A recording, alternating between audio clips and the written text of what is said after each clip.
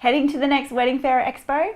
Make sure you watch this video first, guys. I've got your back with some tips and advice.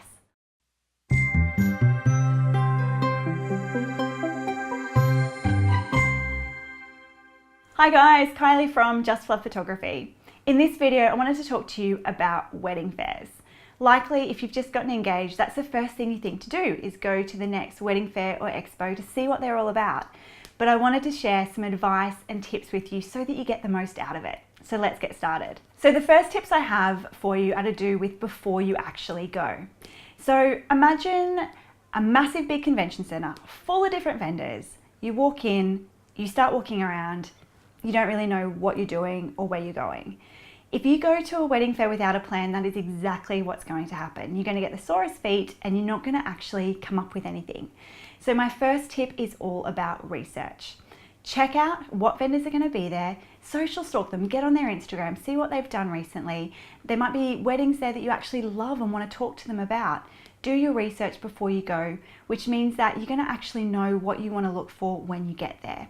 My advice would be to select maybe 3 vendors from each category that you want to look for. So if you're looking for photographers or florists, pick your 3 favorites that are going to be there and go and hit them up. Go and chat to them, and at least you're going to the wedding fair with a plan. Secondly, my next point is, who do you want to take to the wedding fair with you? Now, I have been to my share of wedding expos and I have seen my share of tired grooms with brides, and while I'm sure they're just as excited about the wedding, it is a big day. So think about, you know, who's excited to go to a wedding fair with you? Who's the diehard wedding lover that just can't wait to get there? Some grooms, of course, will be super excited and have already shortlisted the wedding fairs they want to go to as a team. And if that's the case, fantastic. Make a day of it, enjoy it together, and that's awesome. But I just wanted to make a bit of a point that the groom doesn't have to go, and it's absolutely okay if it's not his cup of tea. It just means that you can round up your girlfriends or your mum or whoever that core team is going to be to help you plan your wedding, and then you can share your experience with your groom afterwards. There's absolutely no rules as to who has to go, so don't feel like you need to drag your guy along if it's not really what he's into. So yeah, shortlist it, make it fun, make a day of it, have breakfast with whoever you go, make an experience, and everybody is going to have a great time. Now, as we know, sometimes if you make a decision too quickly, you might live to regret it. And I wanted to bring this up because during a wedding fair, of course, suppliers and vendors, they've paid a lot of money to actually exhibit, thousands upon thousands of dollars sometimes. So it's in their best interest to get the most that they can out of it as well, which often means discounting their services or having what they call a show special, which is fantastic if you've been looking to book that vendor for a little while. It's an absolute bonus because you get to save some money.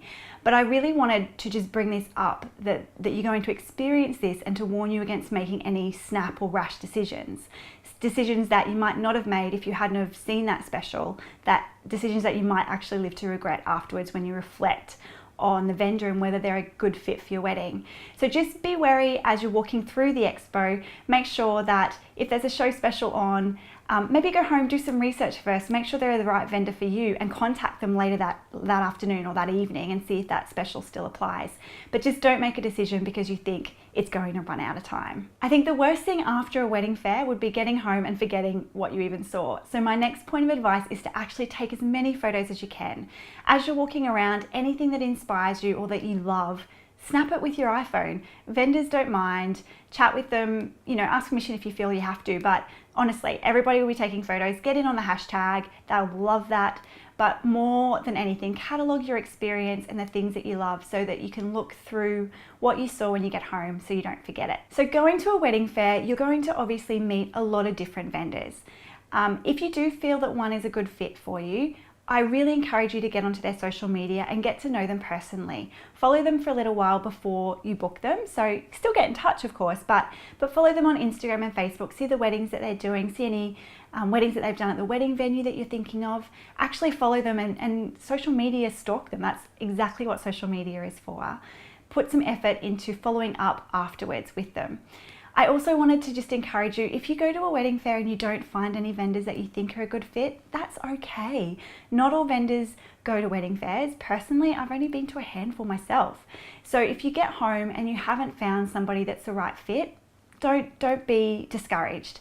Just think of other ways to look them up, get on social media, find their websites, and go from there. Lastly, I really wanted to encourage you to follow up with appointments, meet some people face to face after the wedding fair, shortlist a maximum of 3 vendors. So if you go to an incredible fair and you actually see a lot of people that you like, shortlist it to 3. You do not need to meet more than 3 vendors to make a decision.